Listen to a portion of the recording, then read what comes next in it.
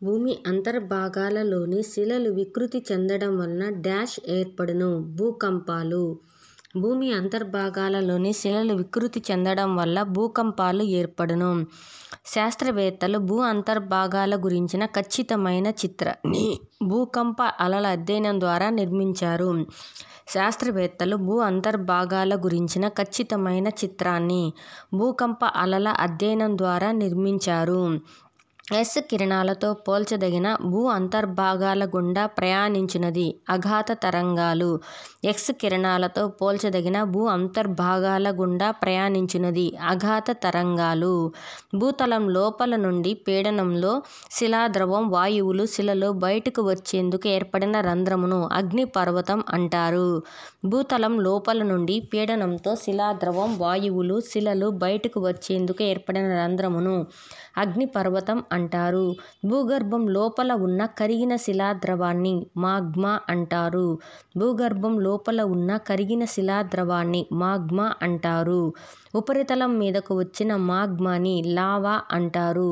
భూగర్భం లోపల కరిగి ఉన్న శిలాద్రవాన్ని మాగ్మా అంటారు. అదే మాగ్మా బయటికి వస్తే ఉపరితలం మీదకు వస్తే దాన్ని లావా అంటారు.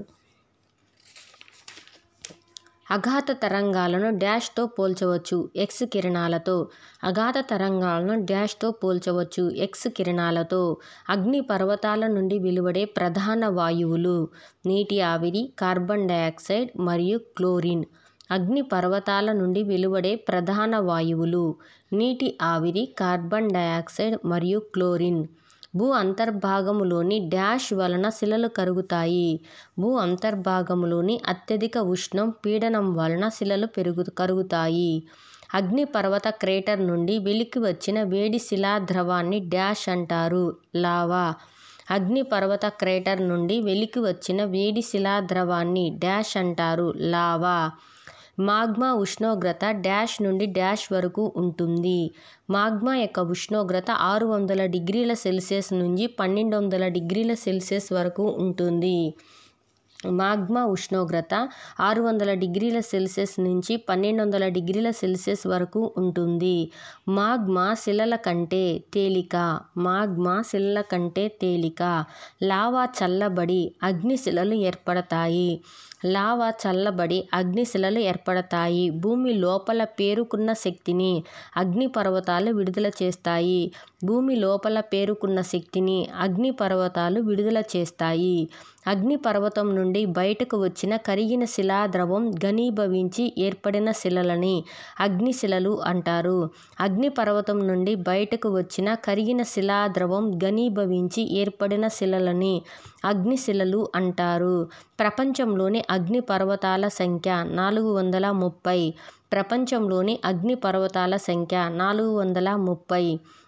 భూ ఉపరితలం కింద బహుశా డాష్ నుంచి డాష్ కిలోమీటర్ల లోతులో మాగ్మా తయారవుతుంది.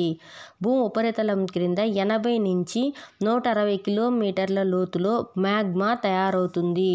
శిలల కంటే మాగ్మా తేలికైనందువలన డాష్ వైపు ప్రయాణిస్తుంది. ఉపరితలం వైపుకు ప్రయాణిస్తుంది. భూ ఉపరితలం కింద బహుశా 80 నుంచి 160 కిలోమీటర్ల లోతులో మాగ్మా తయారవుతుంది. మాగ్మా అనేది శిలల కన్నా తేలికైనందువల్ల ఉపరితలం వైపుకు ప్రయాణిస్తుంది. అగ్నిపర్వతం ఉపరితలంలో ఏర్పడిన రంధ్రాన్నే సెంట్రల్ వెంట్ అంటారు. అగ్నిపర్వతం ఉపరితలంలో ఏర్పడిన రంధ్రాన్నే సెంట్రల్ వెంట్ అంటారు.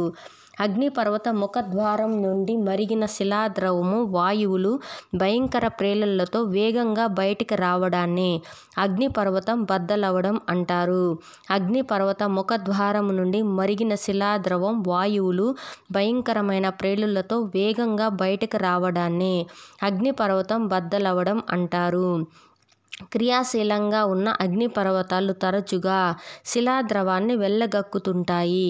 క్రియాశీలంగా ఉన్న అగ్నిపర్వతాలు తరచుగా శిలాద్రవాలతో వెళ్ళగక్కుతాయి. క్రియారహితంగా ఉండే అగ్నిపర్వతాలను నిద్రాణ అగ్నిపర్వతాలు అంటారు. భూగర్భంలోని పదార్థాలను అగ్నిపర్వతాలు బయటకు తెస్తాయి. డాష్ చల్లబడిన తర్వాత సారవంతమైన భూమిని ఏర్పరుస్తుంది. లావా చల్లబడిన తర్వాత సారవంతమైన భూమిని ఏర్పరుస్తుంది. భూమిపై మొట్టమొదటి జీవము డాష్ పూర్వం ప్రారంభమైంది. 3.5 బిలియన్ సంవత్సరాల పూర్వం. భూమిపై మొట్టమొదటి జీవం 3.5 బిలియన్ సంవత్సరాల పూర్వం ప్రారంభమైంది. ప్రోటోప్లాజంలోని ప్రధానమైన అంశం నీరు.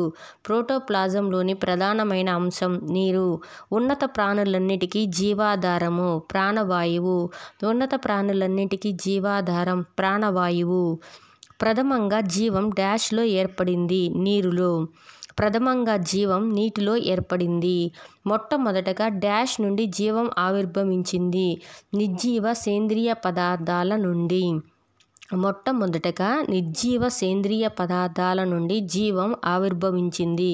వృక్షజాతి జంతుజాతి ప్రాణుల్లో మొదటగా జన్మించినవి వృక్షజాతే. పూర్వజీవుల శిథిల శిలారూపాన్నే డాష్ అంటారు శిలాజాలు. పూర్వజీవుల శిథిల శిలారూపాన్నే శిలాజం అంటారు. ప్రపంచంలో ప్రసిద్ధి చెందిన శిలాజ అడవులు ఎల్లోస్టోన్ నేషనల్ పార్కు ప్రాంతంలో ఉన్నాయి. ప్రపంచంలోనే ప్రసిద్ధి చెందిన శిలాజ అడవులు ఎల్లోస్టోన్ నేషనల్ పార్కు ప్రాంతంలో ఉన్నాయి. ఎల్లోస్టోన్ నేషనల్ పార్కు ప్రాంతంలో శిలాజ అడవుల విస్తీర్ణము సుమారు 60 చదరపు కిలోమీటర్లు. ఎల్లోస్టోన్ నేషనల్ పార్కు ప్రాంతంలో శిలాజ అడవుల విస్తీర్ణము సుమారు 60 చదరపు కిలోమీటర్లు. 2 మిలియన్ సంవత్సరాల కంటే పూర్వం మానవ శిలాజాన్ని డాష్ ఖండంలో కనుగొన్నారు. ఆఫ్రికా. 2 మిలియన్ సంవత్సరాల కంటే పూర్వం మానవ శిలాజాలని డాష్ ఖండంలో కనుగొన్నారు. ఆఫ్రికా. శిలాజాల అధ్యయనం డాష్ గురించి తెలియజేస్తుంది. పురాతన జీవులు. శిలాజాల అధ్యయనం పురాతన జీవుల గురించి తెలియజేస్తుంది. మొదట సరళ జీవుల నుండి క్రమేపీ మానవుల వరకు జీవులు పొందిన మార్పులను జీవ పరిణామం అంటారు. మొదట సరళ జీవుల నుండి క్రమేపీ మానవుల వరకు జీవులు పొందిన మార్పులను జీవ పరిణామం అంటారు. జీవ పరిణామ సిద్ధాంతాన్ని ప్రతిపాదించిన శాస్త్రవేత్త డార్విన్. డార్విన్ ప్రతిపాదనల ప్రకారం జీవ పరిమాణం డాష్ను అనుసరించి ఉంటుంది. ప్రకృతి వర్ణమును అనుసరించి. సంక్లిష్ట జీవులు డాష్ నుండి ఏర్పడినవి. సరళ జీవుల నుంచి. సరళ వృక్షజాతి సరళ జంతుజాతి ప్రాణులు తమ సూక్ష్మ శిలాజాలని డాష్లో వదిలాయి. శిలల్లో వదిలాయి. భూమిలో కూరుకుపోయిన ప్రాణి భౌతిక శరీరంపై పనిచేసే డాష్ భౌతిక శరీరాన్ని శిలలుగా మారుస్తాయి. భూమిలో కూరుకుపోయిన ప్రాణి భౌతిక శరీరంపై పనిచేసే పీడన బలాలు భౌతిక శరీరాన్ని శిలలుగా మారుస్తాయి.